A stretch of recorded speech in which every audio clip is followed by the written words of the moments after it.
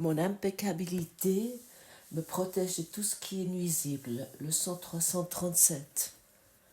Ma sainteté me protège de tout ce qui est nuisible.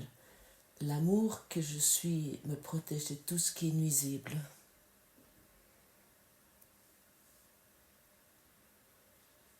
Et autant que je crois que je fais des fautes, où je devrais m'améliorer pour être digne, pour recevoir l'amour, alors me auto-optimiser, autant je crois aux erreurs que j'ai faites. Et dans le cours, nous est toujours répété, dit, il n'y a pas de faute, sauf dans notre façon de penser, dans nos pensées que nous sommes un corps. Est-ce que tu peux être un corps?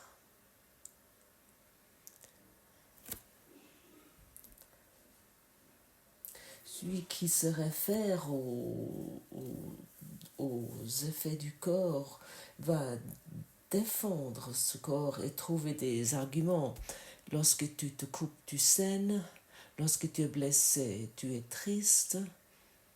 Et ainsi de suite.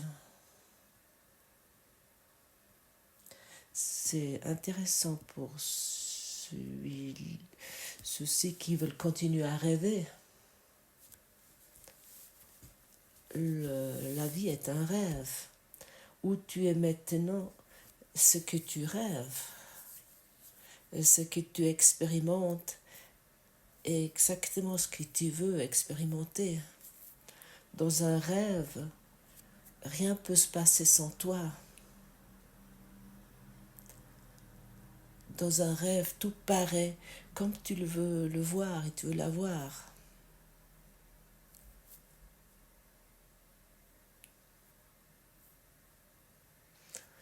Cette nuit, j'ai eu un rêve que j'étais un aigle, que je volais par-dessus les cimes de montagne et que je volais dans des airs et je me suis dirigée partout où je voulais aller. Et il y avait une joie énorme que j'ai expérimentée dans ça. Et maintenant, je fais ce podcast ici.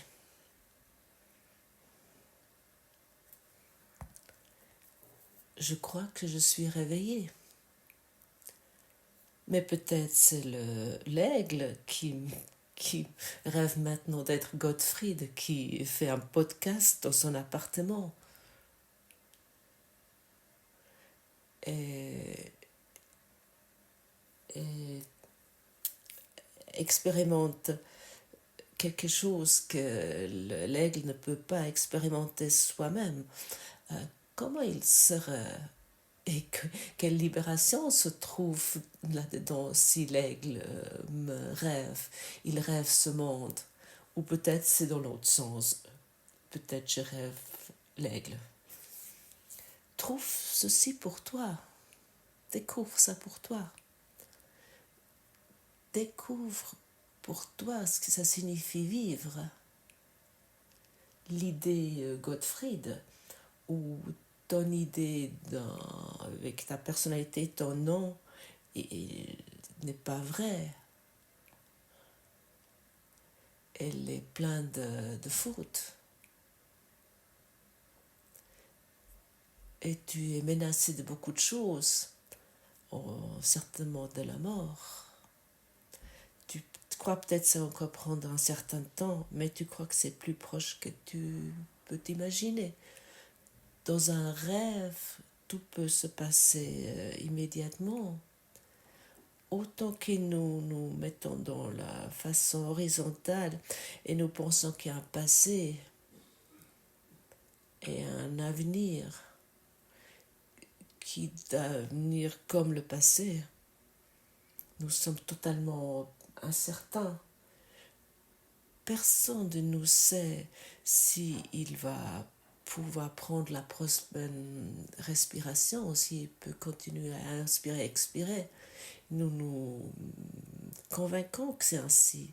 Et en disant, mais bien sûr, bien sûr.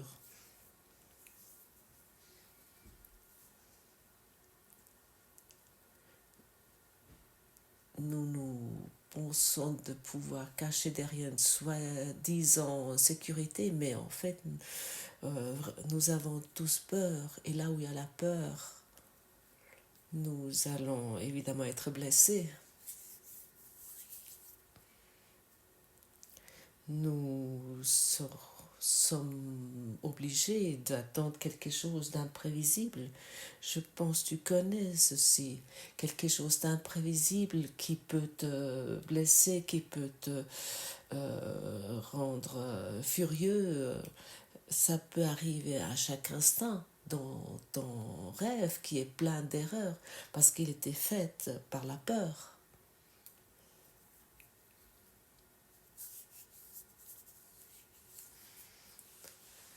Si je suis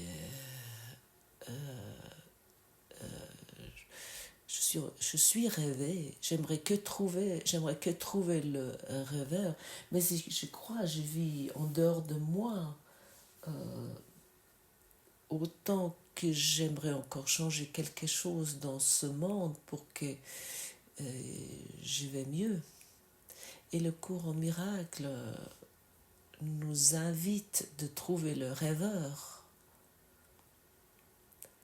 Ne t'occupe plus avec ce monde, t'occupe avec peut-être une journée entière de trouver le rêveur. Le je suis, de trouver ceci et de passer je suis. Chacun d'entre nous sait qu'il existe, n'est-ce pas? Chacun en nous croit qu'il existe, n'est-ce pas? Bien sûr, j'existe. Mais comme quoi j'existe? Ça, c'est la question centrale à se poser. Comme ce corps séparé ou comme cet esprit uni, comme c'était formulé hier. Le corps qui est séparé est toujours menacé. Et nous pouvons peut-être penser, mais comment ça a été avec Jésus? Il a découvert ça en état sans péché. Il a découvert que nous sommes un et que nous sommes qu'amour. Et il a emprunté ce chemin douloureux, on pourrait penser ça.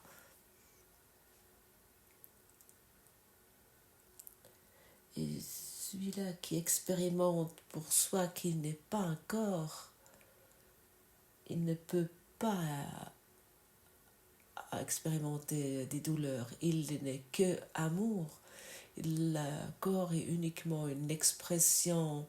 Il se montre uniquement comme il est rêvé dans ce scénario.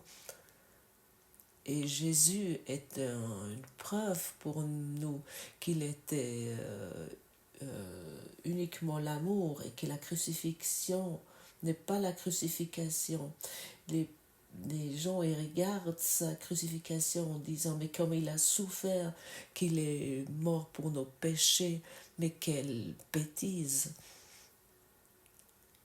Il nous a montré qu'il n'est pas un corps, il nous a montré également avec sa rédemption, et il est maintenant à tes côtés comme esprit, comme spirit, comme amour, l'amour qui ne peut jamais être blessé. Et tu connais aussi ces états d'esprit où tu es vraiment heureux et sans raison, tu es là et tu es dans un état où tu as uniquement le sourire et tu es reconnaissante, tu regardes dans ce monde et dans cet état états, personne peut te blesser, peut être nuisible. Et ces états d'esprit que nous développons chaque fois que nous pardonnons, nous perdons la peur envers la vérité.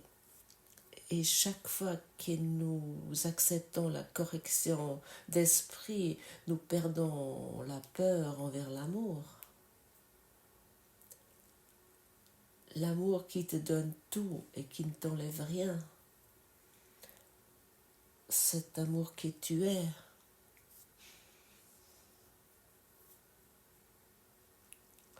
Qu'est-ce que tu es? Est-ce que tu es cet corps physique seul ou est-ce que tu es le un saint, cet unique saint qui s'est oublié? Ce soi saint. Moi j'ai tendance à dire je suis ce soi saint qui est dans le cœur de Dieu. Et le cours en miracle me donne la possibilité de me souvenir et comme ça je me définis plus comme ces pièces séparées que j'essaye de mettre ensemble, de mettre à nouveau une pierre de mosaïque vers l'autre, mais je reconnais que je suis sans erreur, sans péché, je suis totalement libre dans mon esprit. Et comment ça se passe chez toi? Comment tu te vois? Est-ce que tu es prêt d'accepter que tu es dans l'absence absolue de péché, que tu es que amour? En toi, il n'y a pas d'erreur, tout est parfait. N'essaye plus de corriger quelque chose. Accepte ta sainteté, accepte ton impeccabilité. C'est tout ce qu'il y a à faire. Mais évidemment, il semble encore avoir un mur invisible. Mais tu dis, ah, j'aimerais bien, mais regarde, je suis dans ces circonstances de vie, ou dans celui-là. Mais autant que tu crois à ceci et tu défends ça, tu te défends lorsque tu te définis que je suis dans ces circonstances de vie. N'oublie pas le pouvoir de tes pensées et tes mots. Autant tu dois les expérimenter, ces circonstances de vie. Autant que le manque va encore rabaisser ton esprit. Regarde, l'ego, c'est le manque. Chacun regarde dans ce monde et il croit qu'il est en manque. Et ce manque va être corrigé avec un nouveau partenaire de vie, un nouveau appartement, un nouveau job, un nouveau système, une idée d'auto-optimisation. Nous lâchons tout ceci. Nous ne nous occupons plus avec ces choses. Nous voulons par contre vraiment plus dissocier la vérité de nous. Nous acceptons notre impeccabilité, notre absence de péché.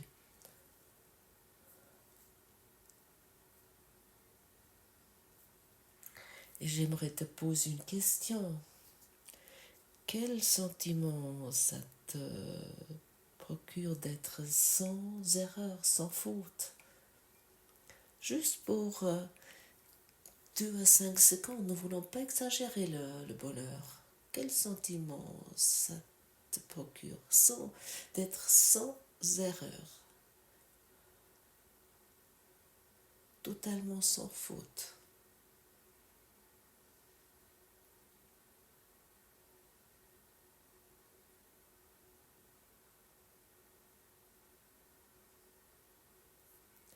Et ça, c'est ton état véritable, ça, c'est ta vérité. Et regarde ce qui se passe avec nous en permanence, autant que nous croyons à l'ego ici et là et ça. Ce n'est pas vrai, tout ça. Et à un moment donné, nous sommes arrivés à un point où nous acceptons la vérité pour nous. Lorsque nous acceptons que nous sommes sans erreur, nous allons comprendre ce que ça signifie d'être dans ce monde, mais pas avec ce monde, pas de ce monde. L'ego nous dit nous sommes de ce monde. Non, nous ne sommes pas de ce monde. Nous sommes de l'amour. Nous sommes une communauté de l'amour. Nous sommes une communauté de lumière. Et étonnamment, si toi, tu te regardes sans erreur, tu ne vas plus voir des erreurs chez ton partenaire de vie, dans tes relations, dans ce monde. Et ainsi, nous allons encore une fois se pencher sur cette question. Quel sentiment ça te donne d'être sans, mais vraiment sans erreur, sans la moindre faute?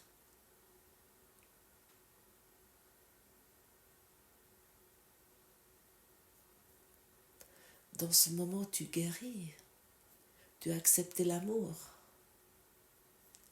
Et dans cet amour, nous sommes, nous allons guérir. Nous guérissons dans l'amour. Et chacun qui s'est posé cette question maintenant et se formuler sérieusement pour soi et veut l'expérimenter pour soi, a reçu d'avoir un goût sur ce que ça signifie d'être l'amour. Toi et moi, nous sommes amour. Il n'y a rien, il n'y a aucun doute, il n'y a rien à douter. Et nous ne voulons plus douter de ceci.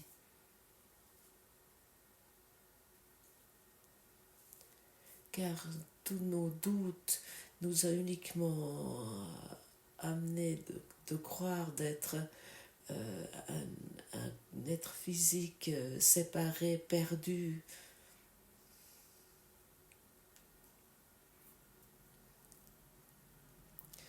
Ces êtres physiques qui doivent survivre d'une façon ou l'autre.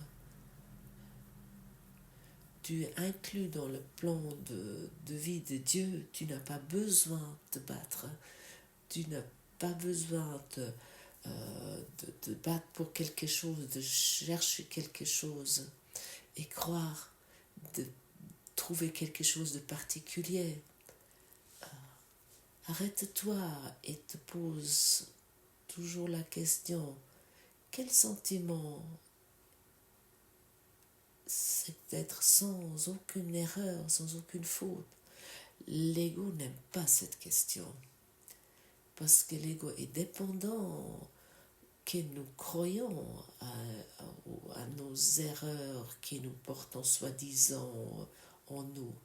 Ne te trompe plus, c'est une erreur de pensée.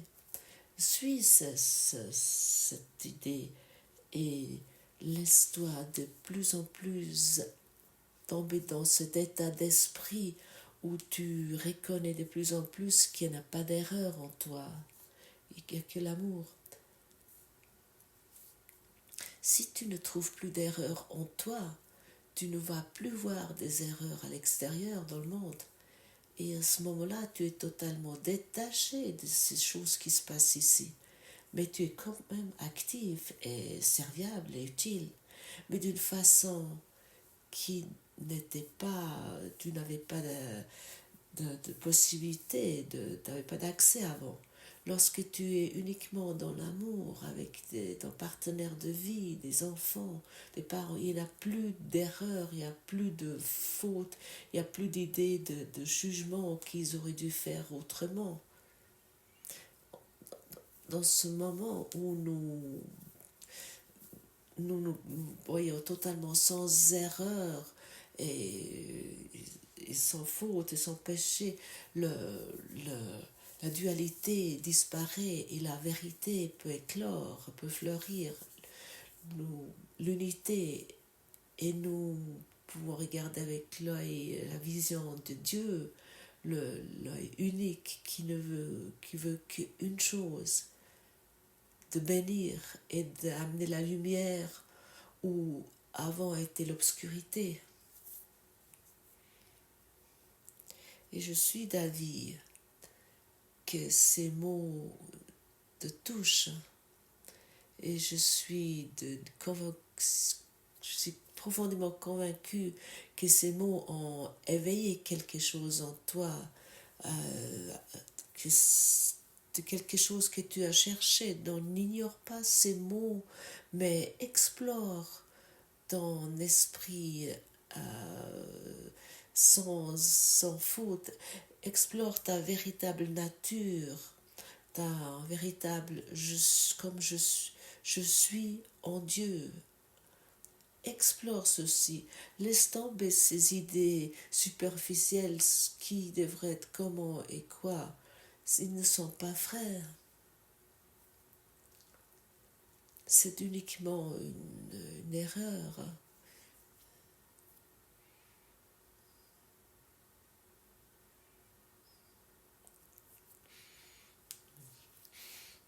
Une erreur qui doit être corrigée, qui peut être corrigée dans l'esprit. Une tromperie, et que je me suis trompée. En Dieu, nous sommes parfaits. Il n'y a rien à corriger. Et qu'est-ce qui nous empêche